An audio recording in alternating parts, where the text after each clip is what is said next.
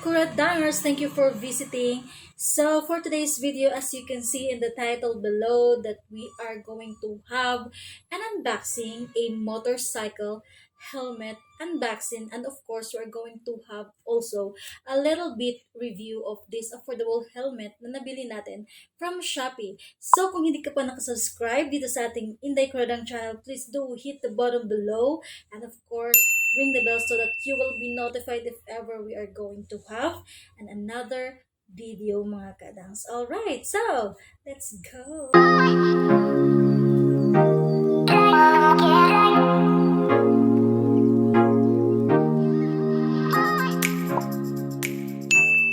Alright, mga kadang, sorry for the unnecessary noise. So here it is, yung ating unpack, mga kadang. So I paid 587 for this.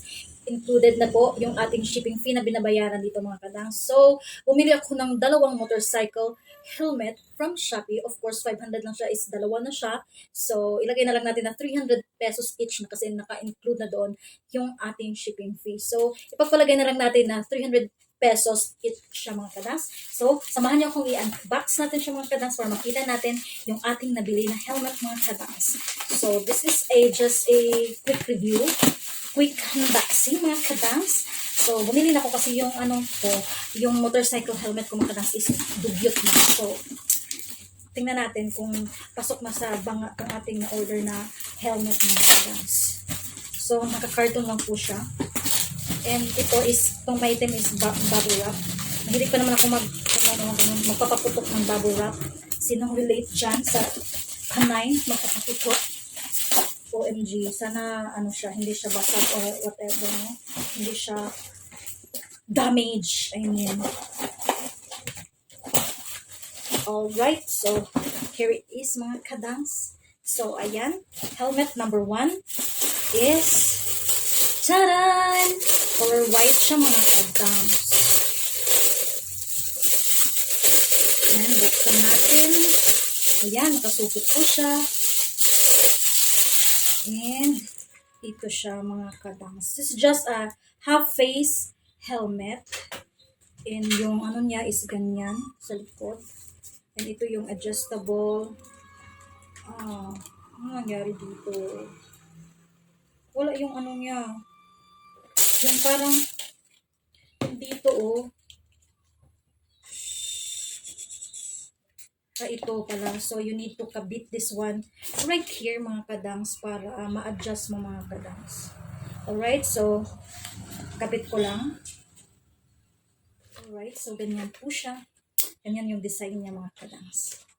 And, saktong-sakto siya sa akin, mga kadangs. Ganyan yung forma niya. O, diba? So, bagong-bago pa naman siya sa aking paningin, of course. And, we got right here, this one. Ito yung parang shield niya, mga kadangs, na ilalagay dito. Dito. Ayan. So, kabit natin para makita nyo kung ano yung itsura niya, mga kadangs, no? Hindi pa naman ako marunong magkabit nito. Paano kaya to? Alright, so medyo mahirap siyang kasi it's my first time to assemble this kind of motorcycle helmet, mga kadangs. But ayan na siya, mga kadangs. Oh, ayan. Kasi mumurahin lang siya, kaya ganun. We need to adjust our expectation kasi lower yung price niya, mga kadangs. So, ganun talaga. Ganyan. So, pag isusuot mo yan siya, sorry kasi may construction kasi sa labas. Ganyan siya, mga kadangs. Oh, diba? So, for 300 pesos, I think, sulit na sulit naman yung price niya, mga kadangs. Maganda naman siyang suotin. More than to its price, mga kadangs niya. So, ganyan siya, mga kadangs. Yan yung forma niya. You can lower your shield like that. So, yan na. Yan na yung motorcycle natin yan. Ito yung kanyang forma, mga kadangs. So, for 300 pesos, I think, it's nice for 300 pesos, mga kadangs. But, medyo nahirapan ako dito sa ikabit sa yung mga kadangs. Itong niya. And yung isa is itong, diba? Sobrang nakaka-girly. The same price lang to, mga kadangs. The same lang din ng, the same lang din sila ng design, of course. But, color pink lang ito, mga kadangs. And ito yung shield niya dyan, mga kadangs. Ayan. So, this is for my backup helmet only mga kadangs. So ayan, very nice. 300 pesos only is I think thumbs up tong helmet na tong mga kadangs. Though yung quality talaga mga kadangs no is not that good. Sakto lang sa presyo niya mga kadangs. But pwede na siyang pang-rubo. Sa Bisaya pa, pwede na siya pang-rubo. But to tell you mga kadangs, itong mga helmet na to mga kadangs, this is not an mga kadangs, LTO approved or something.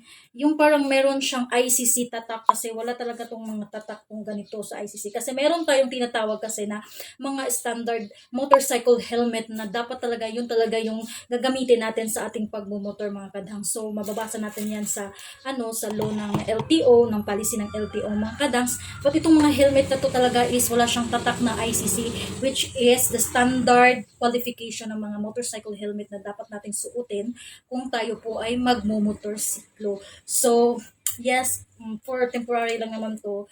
I'm thinking to buy yung medyo mahal and then meron siyang tatak na ICC para naman din kung mapara tayo ng ating mga otoridad sa lansangan or sa highway is hindi naman tayo makapiso mga kadangs. No?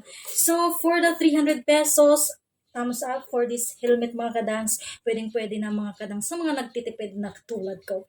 Alright, so thank you so much guys for watching sa ating affordable unboxing sa ating motorcycle helmet mga kadangs. And sana meron kayong natutunan or meron kayong nakuhang idea with our video for today meron kayong natutunan sa ating video today mga kadangs. Alright, so see you na lang sa ating next video mga kadangs. Don't forget to like and subscribe dito sa ating Inday Kuradang channel. Bye-bye!